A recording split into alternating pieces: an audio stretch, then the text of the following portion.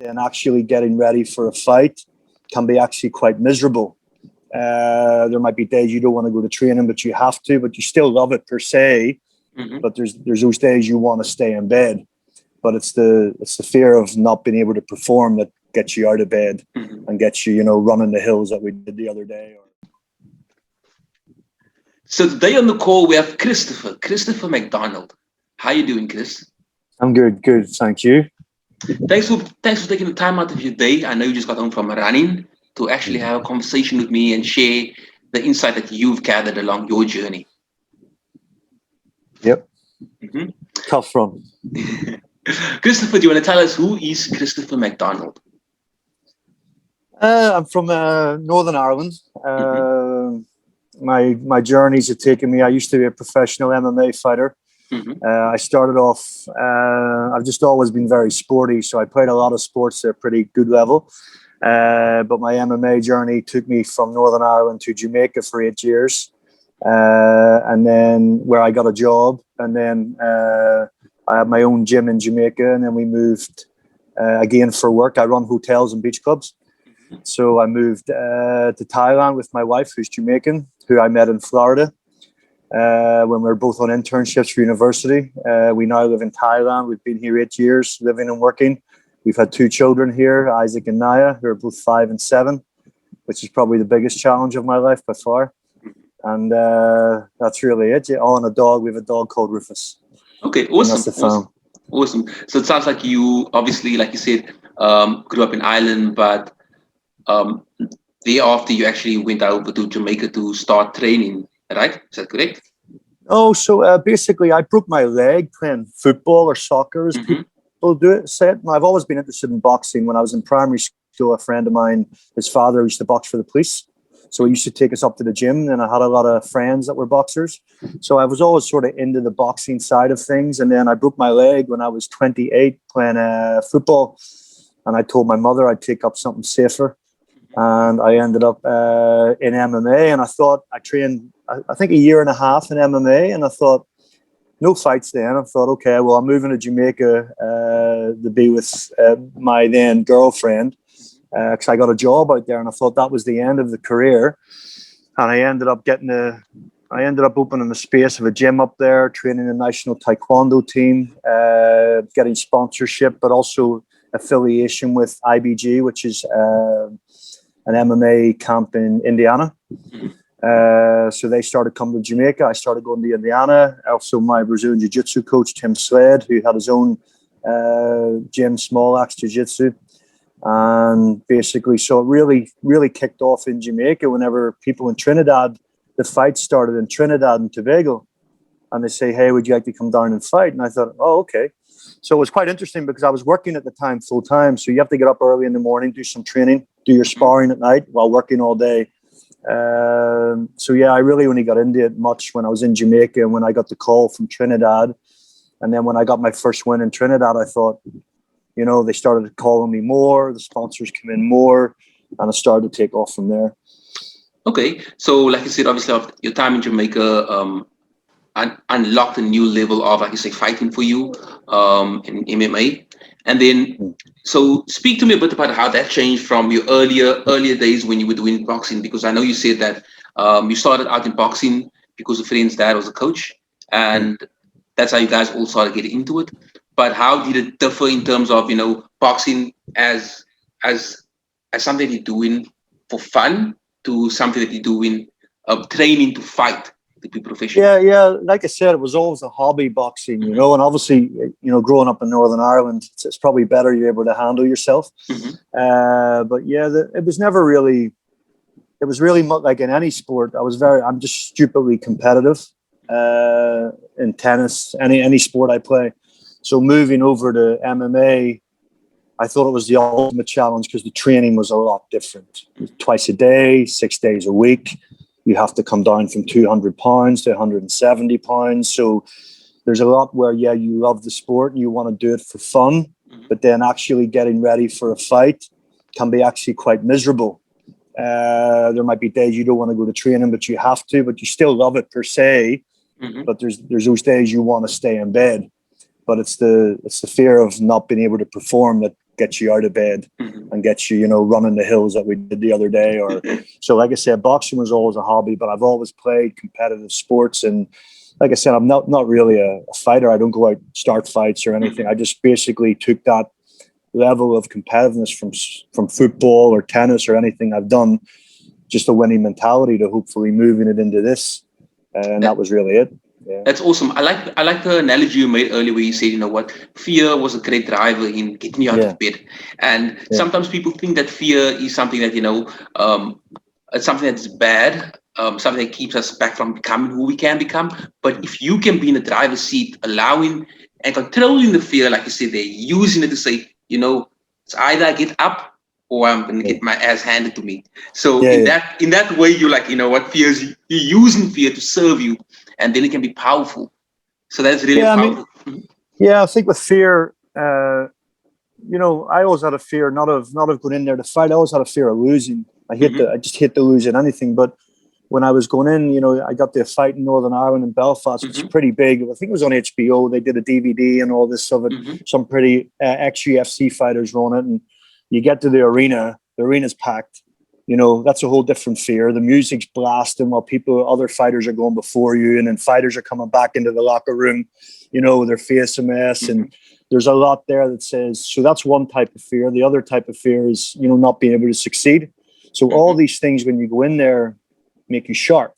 And that can go for anything. Like I watch these rugby matches, and when you're a final of a rugby match, you know, is the fear of losing going to drive you? And I actually lost my last 3 fights because my sponsors were paying me to go to a country to fight, and I thought, you know what, it's a fight. I'll just work it in when I get out. When I work it in when I get in the cage, and I was just not, you know, I didn't have the same. I still have the competitive edge, but I didn't have that. Oh no, is this guy going to kill me? Fear that keeps you on your toes, you know, and stuff like this here, the adrenaline. And I sort of realized that was time to call it a day when I didn't have that fear keeping me sharp. And that's really it. Yeah. It's powerful. Once again, like you say, that the fear gave you an edge. It made you say, you know what, I'm going to get up and I'm going to go and train. And it also made you prepare yourself adequately for the fights. So that's really amazing. And obviously, like that's something we can use in different elements of our life, not only in terms of fighting, but like you said, the fear of failing, the fear of not becoming who we are destined to become, the fear of not reaching our full potential. That should be the driving force. And another thing that you mentioned there is that, you know, complacency, and it's easy to become complacent. Maybe, you know, things are going easy, and like you said, you were getting paid. So now things are easy. It's more free flow. It's more smooth sailing. And in an instance like that, it's easy for us to then say, you know what, that hunger vanishes, and with that hunger, motivation starts going down as well, and a drive to get up and do the work that got you there in the first place. So it's also really important. It's also as well with you know, talent. I mean, I think a lot of, because I was very sporty, so talent got me only so far. You know, and a lot of people depend on this stuff. And when you talk about it in everyday life, there's expectations on you no matter who you are. So if it's from your parents, if it's from your wife, from your kids, you know, you got to try and make yourself better in every single way. So a big thing for me in football, my dad was driving me in football.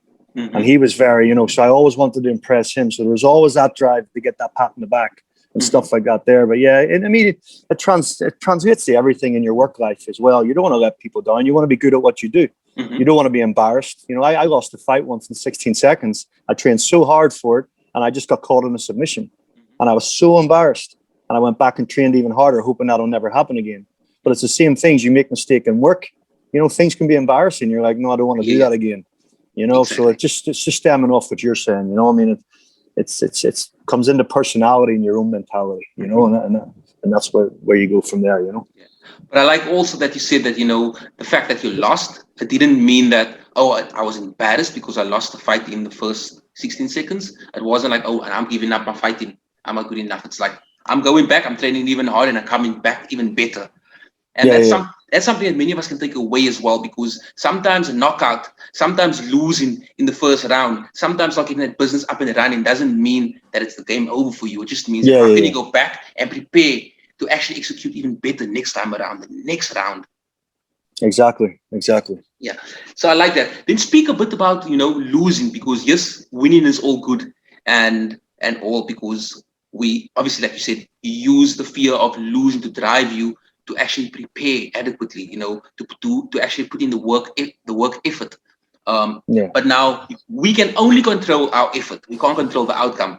Right? Yeah. And like you said, in terms of you trained hard and within the first 16 seconds, you got knocked out. Okay, don't keep saying it, but yes, but it wasn't knocked out; it's a submission, by the way. Okay, submission. Okay, okay, Yeah. okay. So now, in an instance like that, how do you manage that, where you say you are not defined by the loss? Because many people do get defined. How do you manage to also disassociate yourself from that outcome? Well, it was a big thing. It was stupidly embarrassing, right? Because I trained very hard. I was absolutely devastated. And I was just like, but you have these peers. So I'd won a lot of fights. I'd won by knockout once. I knocked a guy out in 19 seconds. And the high of that was so good. And everyone thought this guy's a brilliant fighter. And all of a sudden you go in there and you get submitted. Now they're all saying you have no submission game. So it's also to your peers. So you get back up and say, I can't leave it there. I can't leave it there. I got to go back in the gym. I got to show the promoters, I got to show the other fighters that, it's really your peers as well. That's the biggest thing. They're doing the training. That's why you get a lot of these fighters that get annoyed at, these guys are on their couches coming, oh, this guy could have done this, he could have done that. When you really just want to, you're in a fraternity, you're in there's very few people that do the sport and work that hard at it, that you really just want to dust yourself off and go again. But it's also, you never want to experience that feeling again, because it's pretty low. I had my arm was nearly broken. I had it in a sling, and that wasn't the most painful thing. It was pretty, I actually had one fight as well where I broke my ribs in the first 30 seconds, and I fought the whole fight, but the referee stopped it at the end of the round in his hometown, and it shouldn't have been stopped. And I was just like, even when you do try hard, someone is going to take that away from you, or you're going to get it by a bad break. And unfortunately, this sport, and a lot of sports teach you that. But I'm the worst winner and I'm the worst loser. If I win, I'll let you know. If I lose, I'll blame the referee, I'll blame the coaches, I'll do all this. It wasn't me. But the thing about MMA is you've no one to blame. You're in there by yourself. And that's what I loved about the sport. Where in tennis, I'm like, no, the ball was in, the ball was out. Yeah. That's the referee's fault. It wasn't me. I played amazing. But I mean, and then when you win, I also let everyone know, I won, and that type of mentality. But yeah. But like I said, losing is very much a part of it. When you hear these fighters or anyone in life saying you learn from it, it really is the biggest learning tool, that you can take from anything. The humbleness as well. It makes you a different person. So it's pretty good in that way, Yeah. And I love the point is you just had there, the fact that, you learn from the falls, you learn from your failures, you learn from from your losses. But also not only that, it also helps keep you humble, because it's easy when we're on a winning streak, we are celebrating. We're just happy. We think we made it. We think we're on top of the world, not knowing that, like you just said, around the next bend, our opponent could be there. Understand that the guy who's going to take us down. So it's also about saying, you know what, there's always somebody who can outwork me, or somebody who can take this away from me. Okay, winning is something that it's temporary.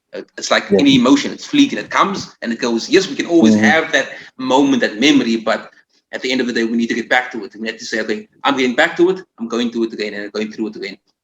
And then what I liked also is the fact that you said, I kept you humble. Tell me a bit about how you manage that, the ego, because ego plays a huge part, like you mentioned there, the fact that you had people who was betting on you, your team, your fraternity, saying that, listen, he's going to come back again. He is capable of this. Now, obviously, with that, there's also that ego in a sense. How did you manage, and how do you manage your ego today? Like in terms of, like you say, being humble or knowing when to step into beast mode. Well, lucky for me, I have a huge ego. So, but no, you can't do anything about it. If you lose, it is what it is, So you take it on the chin. But I think a big thing in life is everyone, even when you watch any sport and people are trying to bring you down, is, you got to rise above it. So, I mean, you can call it ego or you can just call it positivity, but you got to keep moving forward. What's the alternative? Go and just, fall into a hole or do whatever, you got to stand tall, stand proud, say, at least I got in there and I done it. Which I don't like to say too much because I also think, at least I done that. I don't think that's an overly winning mentality either.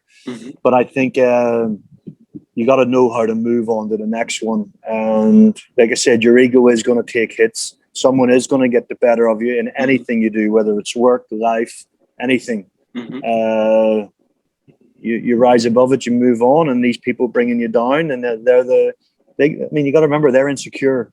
They're struggling with themselves, that they got to put you down to make yourself feel better. So I tell myself that a lot. I hear someone put me down sometime and I meet them. I'm like, I said, I'm really worried about you. What? Well, I should be worried about you. I said, no. I said, you're throwing all this flack onto me. What's going on at home with you? What's going on at home with you? And this type of thing. So that's the thing. You just get up the next day, you go again. That's it. I like that. And then obviously you also mentioned that you do manage like beach clubs. How do you think that differed in terms of, because obviously if you're looking at maybe beach clubs and hotels, it's a different industry from people who's there to train, understand? How do you think you step into the different roles? Is it something that you intentionally say, okay, you know what, this is gym time, when this is now where I need to go and actually manage people on vacation? Because I know personally it's about, when we are go, it's always trying to motivate people, come on, do more. But in the beach club element, there's more people who's on the leisure side, on the holiday side. How do you manage that? The same. It's like you go into work and like I said, you want to provide them with the best service you can. You want to make sure your staff are doing the best they can. Especially in Thailand, there's a lot of training involved. Same when I was in Jamaica, even in Ireland as well. I mean, service is not 100%. So again, you help these guys, your staff, learn from their mistakes and move on. The customers are there on leisure. You're not. So again, you're in an industry. So I just find, again, and when it comes down to your peers, it's nice when your boss says, "Oh, no, Chris has got it. Let's go develop another hotel. Chris is in charge of this." That's where I like to get to, where I'm running the operation, so the CEO or the owner can go off and make more money somewhere else, knowing it's good here. So yeah, all these people are on holiday, but I also like them coming up at the end. Hey, the service here was unbelievable. Again, so there's no real switch off. Moving, I don't think anyway, coming from sports to your workplace. I also worked in America. I did 2 supervisors and training qualifications and management qualifications in America. And no matter what anyone says about America, their services is top tier. It's like you go to order chicken wings and a bucket of beer, and within a minute they're there. You're like, how did that happen? You didn't even make them. How does that work? Like, the service is high level. And I worked with a guy called Matt Schnell or something like that. And he was on all day, just on all day. Hey, you got it. I got you. And it was literally like watching him play sport while he was working. He wanted to make sure that he was the best at it. He was promoted to supervisor straight away. So the competition was still in the game. Promotions. How high can you go? I'm in a different scenario now. I'm with my family. How much money can I make? So you want to go higher and higher and higher to make sure you're giving them a better understanding. But I just remember working in America, and don't get me wrong, we had a lot of characters come in from different countries, and I'm here to, the mentality wasn't there. But even me, like when I first went to my first internship, I was like, oh, I have to go to work. But I was learning from this guy, and he was just, him and a guy called Andrew Hubner. When they got to work, they came to play. It was like a sport. They came to be the best that they were doing. And another good manager of mine, Jim Bernier, he really had a big impact on me, because it was, if he was ever in a bad mood, you'd never see it. That type of thing. Like if you're in a fight, if you're hurt, you don't show it. Yeah. You know, he's positive, and you gotta, and it's called leadership, and I fed from that, and I learned from that to where you become a leader yourself. So I think they're not much. You still seeing me? I can see you now. Oh yeah. Sorry. I think they're like I said, mutually exclusive. I think that it depends on your personality. They all come hand in hand, you know? Yeah. And I like that also, like you said, you using the core, at the foundation, what makes you a winner in sport will make you a winner in your career. Just about being intentional about that. And then one more thing I want to ask you about is you mentioned that you're very competitive. You've always been competitive in nature. Now I know that being competitive in nature doesn't necessarily equal being a winner, right? We have many people who are competitive, or a lot of people are, they're competitive, but they don't win at anything because they're not there, they're taking action, they're not trying to find a way to win. Now, I also know that to really be a winner or a champion, it's about choosing your battles, what you're going to compete at.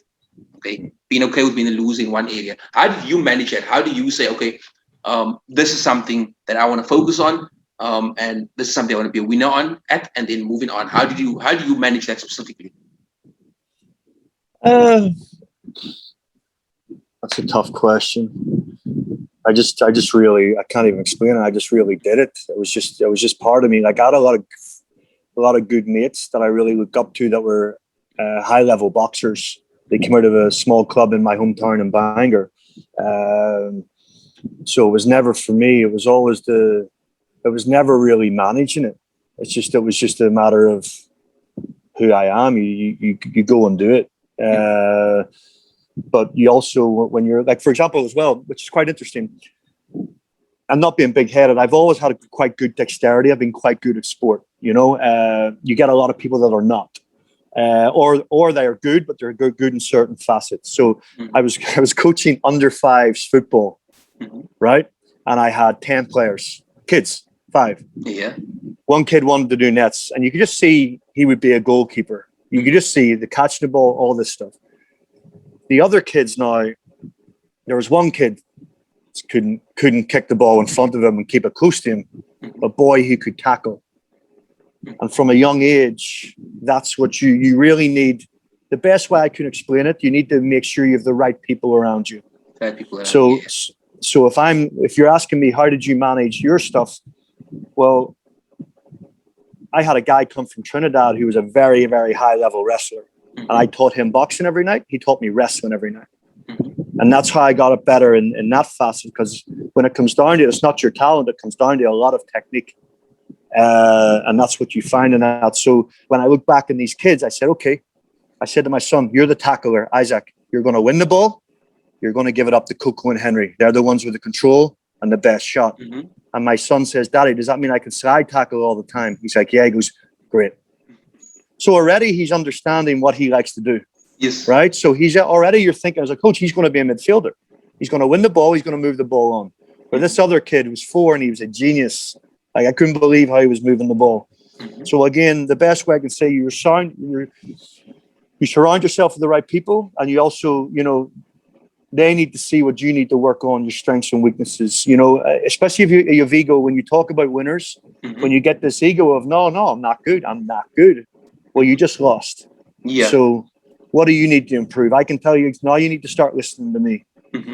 So when you say you need to be humble, you need to be able to listen to other people as well. I think that's key. Yeah, that's beautifully said. That there's a time where we need to step into the master state, but also into a student state where we are listening, where we're trying to acquire knowledge, where we're trying to get better. And that's really powerful. That's the only way we actually become real true champions, because every champion is still ultimately a student. Like you said, if you're looking at MMA, you're going back to training every single time after every win to get ready for the next fight. It's not about, I've done it once and now I can just do it in my sleep again next time. Oh yeah. But it's even what you said, Kyle, the fact you were here the other day, you wanted to take a Muay Thai fight. I think it's very important in this sport as well. You pay it forward. So if you see someone with a competitive nature, a good attitude, positive, and they're going to work hard, you try and mentor. So I had a good friend of mine, Pat McPherson runs IBG in Indiana. He's a Golden Gloves trainer. We call him the coaches of coaches. He comes to Tiger Muay Thai, trains all the boxing there. He's black belt in Brazilian Jiu-Jitsu. Always giving knowledge, always passing on what he did in his career. He went 7-0 in MMA, always passing that on. So if you can, you'll come to me. I'll work on your boxing. I'll work on some stuff, and hopefully the training session the other day was good, and you learn stuff from it. Then you go away, and if someone else comes up to you and says, "Hey, I want to do what you're doing," I say, "Okay, well let me put my arm around you, and we'll both walk in the same direction." Yes. And then you get a lot of positivity from that. Instead of these other kids or youngsters, that want to fight and they take the bad road. That's what I think. Anyway, you got to pay it forward. I agree. It's ultimately about serving. Everything that we do ultimately boils down to a life of service. About how are you contributing towards other people, the human race. Whether it's just one individual trying to help that person get better, get to know themselves, or win at life. I think it's very, very important, because like you said, what made you a winner was your team, right? Exactly the same thing. It's about now, how can you be that for the next person? So I love that. And then to conclude, I know right now you are doing coaching, like you said. Tell us a bit about the coaching that you're currently doing right now. It started off a little kid. I don't want to mention their name, but a little kid. Some kid in school was banging a chair off the little kid's shins. He was going to school. He got hit over the head with a thing. So what I'm trying to do is I'm trying to take kids. I'm trying to take kids who are think they're being bullied or being bullied, and I'm trying to take kids that. I don't want to say this because I don't have many kids that are bullies or what I think are bullies, but potentially could be bullies, right? So, a lot of people say, okay, I'm going to take a bully. And I'm like, yeah, why are you training him to fight when he's already bullying people? I said, yeah, but it's a mentality. When you come into my gym in Northern Ireland and you're a street thug, you come in the gym, you get beat up. Fact. That's what happens on your first day. Now, you either go away and you come back and you learn, or you go back to the street and you continue being a street thug. So I'm trying to take these kids. There's younger kids now in their development years, say 11 to 15. I'm trying to take these kids and I'm trying to say, hey, if I ever hear you're in school and you've hit somebody or you've used anything, this is done. This is done. And now I have a nice little group of kids that enjoy. Oh, you're training with Chris too, and there's a bit of a camaraderie going on. And then I have a lot of young kids. Like I said, one young kid was getting bullied, and I was just teaching him some skills. I said, listen, I'm not teaching you to go back and beat up this bully. I'm teaching you that you have a confidence that you can do it, and you act accordingly. And that's what's happened. He's went back into school. The other kid hasn't bothered him. He hasn't bothered the other kid, but the other kid knows he's boxing, or knows he's doing this. And, it's amazing what happens when people hear you're doing some training, you're boxing, they leave you alone. The bullies all of a sudden, and a lot of things as well with bullies. It's also stuff in their home life, So if you can, like again, mentor and and you want to bring in. I'm actually thinking of starting a summer camp where I can work with these kids, where it'll probably be the hardest things they ever do. But at the end of it, they'll be faster, stronger, with more endurance. But they'll leave with an attitude of, there's a work ethic there. So I'm taking a lot of kids. I'm training them boxing and a bit of MMA, self-defense, close combat training, and trying to develop attitudes with that. And like I said, all the kids right now, the attitude's amazing. I think they're seeing the difference in straight away after first session. I hope you've seen as well when we're working on your elbows from Muay Thai to boxing, the difference in the power, the quickness in the power. And you see that after first lesson, the kids keep coming. They keep coming back, and plus as well, some parents just have a hard time with their kids. The kids are given attitude, and I had one person the other day, and they come in and they're like, yeah, I'm not doing it. I said, all right, listen, you're here. Your parents have told me I'm in charge. I said, so you can do push-ups until you're ready to work. I said, no problem. So I put them in the corner and I said, keep going. It's not done. So I push up, and they're like, okay, I'll box now. And then they realized when they started boxing, maybe they were just tired, which is probably the case.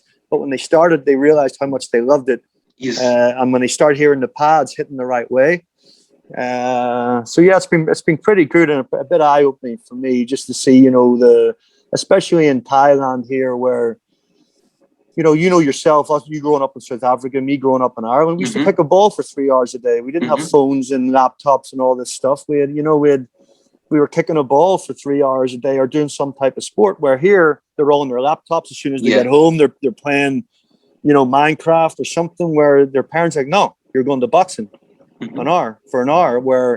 So I'm getting a lot of people booking in twice a week. I'll do a camp as well, where again, you're off the iPads, you're doing this, and you're actually focusing on being a human and a better human being, and that's basically what I'm doing here, That's really awesome. It's really awesome that you're able to mold these young kids into becoming really, like you said, more confident and disciplined individuals. So that's really powerful, because ultimately that's core traits that are needed to really get or achieve a life of excellence, to go after the things that we want in life. So it's also the work ethic, but it's also with, like I said, a couple of these kids. Don't forget, a bullied kid is not a bad kid. They maybe have some issues going on in their life, and they're projecting.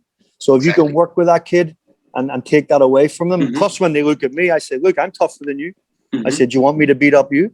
And they're like, oh, no. I said, exactly. So so if you see someone being bullied, then try and help that person instead of bully someone yourself. Yes. And I had a bit of experience when I was younger with bullying. So, being the bully in primary school and then being bullied in high school, you take a lot from it all, and